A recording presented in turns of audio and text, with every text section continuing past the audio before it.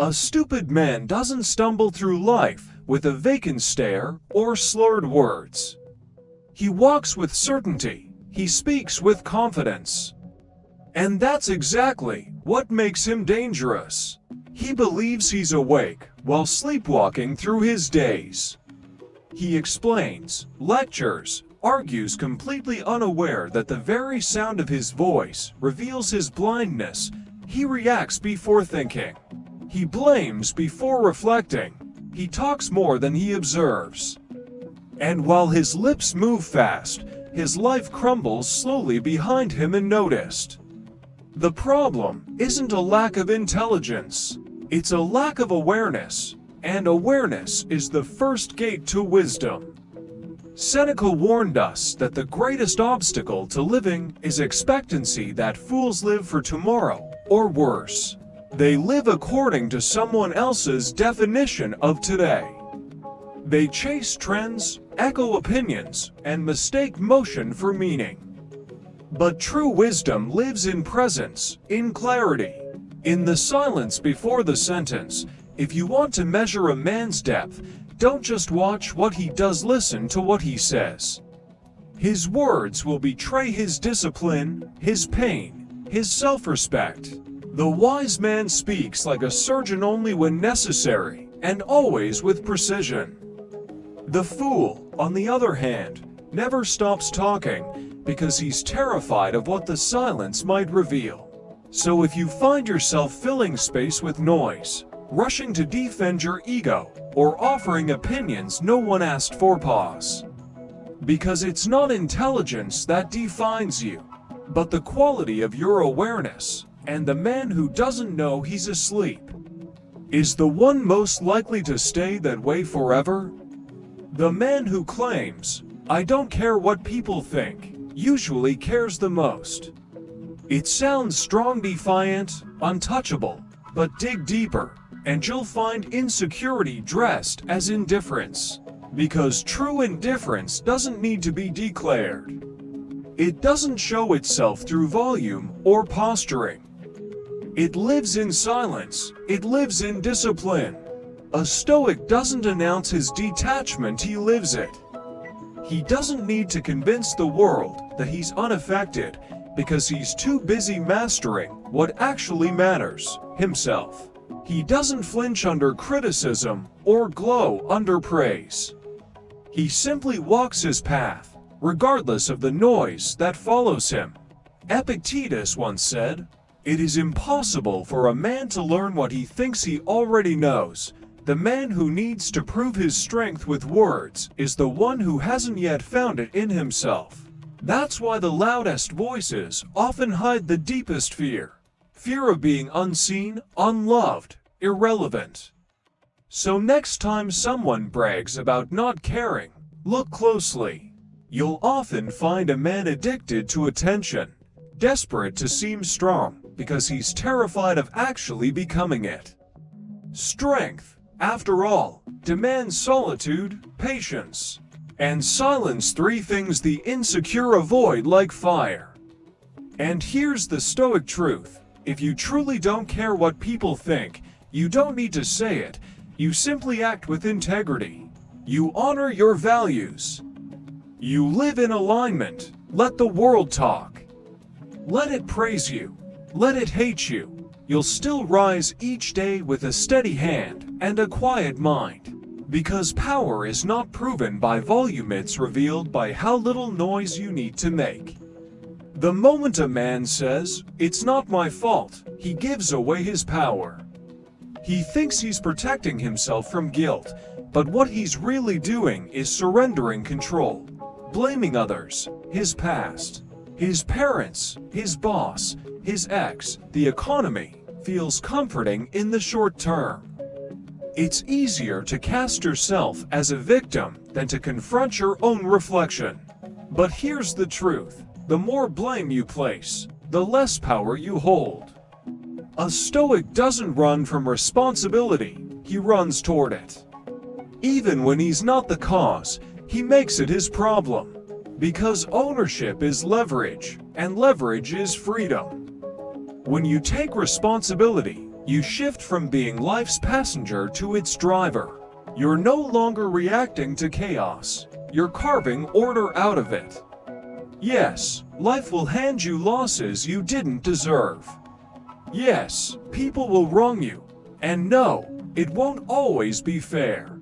But fair isn't the point. Growth is, and growth doesn't happen in comfort. It happens in the grip of struggle. The weak man believes avoiding blame will save him from pain. But all he earns is stagnation.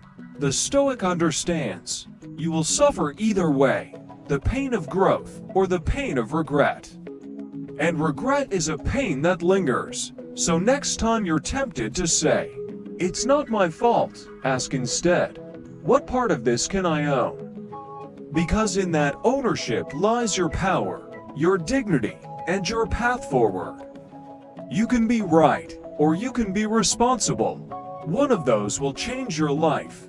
The other will only explain why it never did. After blaming others, the next refuge of the weak is despair. Why should I try if nothing changes? It sounds like a question, but it's really a surrender. This isn't humility, it's hidden entitlement. It's the voice of someone who demands reward without process, transformation without discomfort. He tries once, fails, and folds. He expects to bend the universe with a snap of effort. And when it doesn't respond fast enough, he walks away justified, in his mind, by effort he barely gave. But a Stoic doesn't treat effort like a vending machine. He doesn't do the work for applause, results, or validation. He does it because it's the right thing to do, because honor is in the doing, not the outcome. Musashi didn't ask if the next duel would change his life. He simply trained, prepared, showed up. That's the Stoic way. Build the habit, not the hope. Live by discipline, not dopamine. And if progress is invisible, you press on anyway. Because real change always starts in silence, long before the world notices. The man who says, "Why try?" has already begun to rot. His fire is flickering, and without fire, a man becomes soft, forgettable, a ghost in his own life. The Stoic knows this. Your effort may not bear fruit today, or even this year. But the man you become through the discipline, the consistency, the resilience, that man will outlast every storm. So don't try because it's easy, try because it's who you are.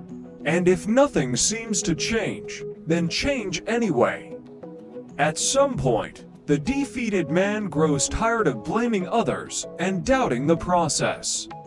So he shifts to something that sounds empowering. I deserve better.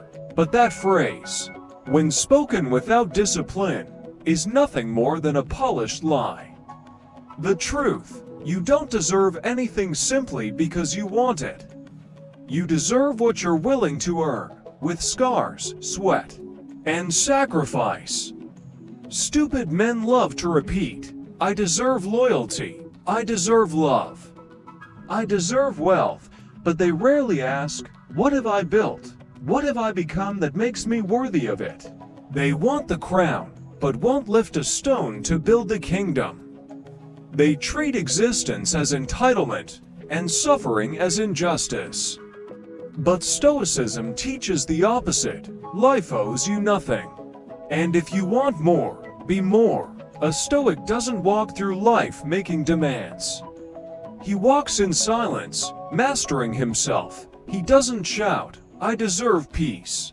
He simply cultivates it through restraint, clarity, and action.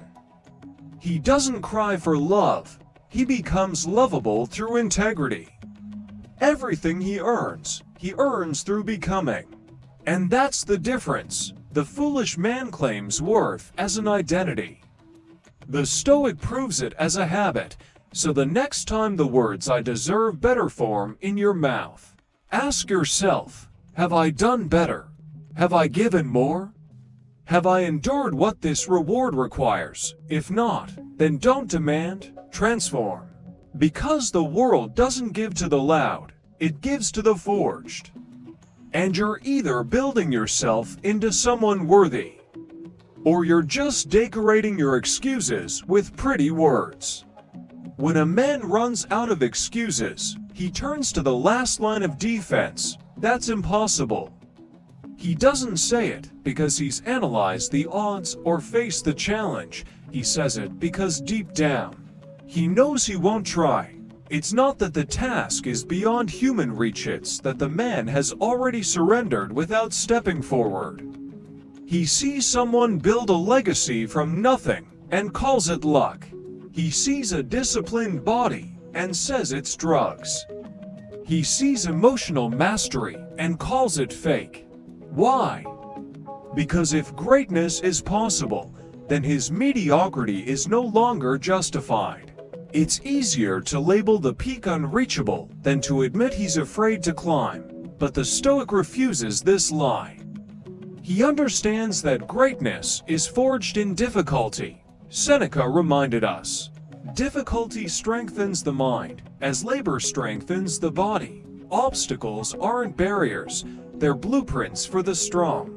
To say something is impossible is to admit that comfort is more important than truth.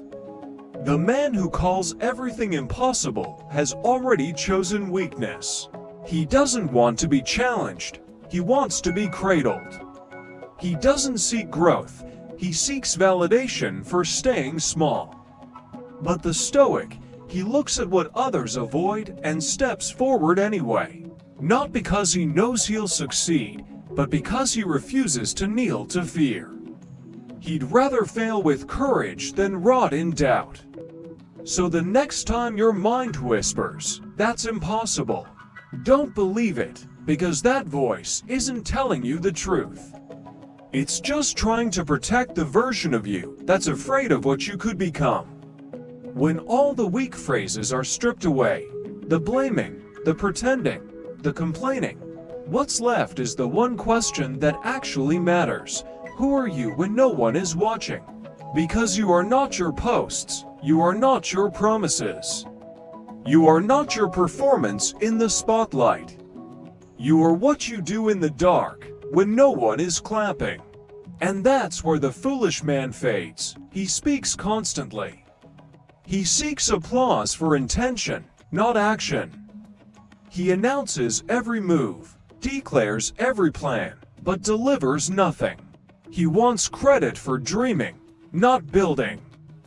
And while he talks, his life quietly decays behind him. The Stoic man, however, walks the opposite path. He speaks less, he observes more. He sharpens his awareness like a blade, and uses words only when they're forged in clarity. His discipline isn't broadcast, it's lived. His respect isn't begged for, it's earned, you see. Wisdom doesn't shout, it doesn't seek approval. It doesn't decorate itself with noise. Wisdom acts, it transforms, and it does so without fanfare. So if you want to stop being weak, stop filling the silence with noise, let your actions speak. Let your stillness command attention, let your results arrive without announcement. Because true power doesn't need to prove anything, it just is. In the end, your life will not be measured by what you said you'd do, but by what you quietly did when no one believed in you. That's the difference between sounding strong and being strong. You don't rise by talking louder, you rise by living sharper. Every weak phrase you kill, "That's just how I am. It's not my fault. I deserve better," frees you to become something stronger, something untouchable. True Stoic power isn't loud. It's quiet, disciplined, and earned when no one's watching. If this message cut through the noise for you, like the video, share it with someone who needs to hear it, and subscribe for more truth spoken with strength. Let your actions speak louder than your ego. That's how real men are built.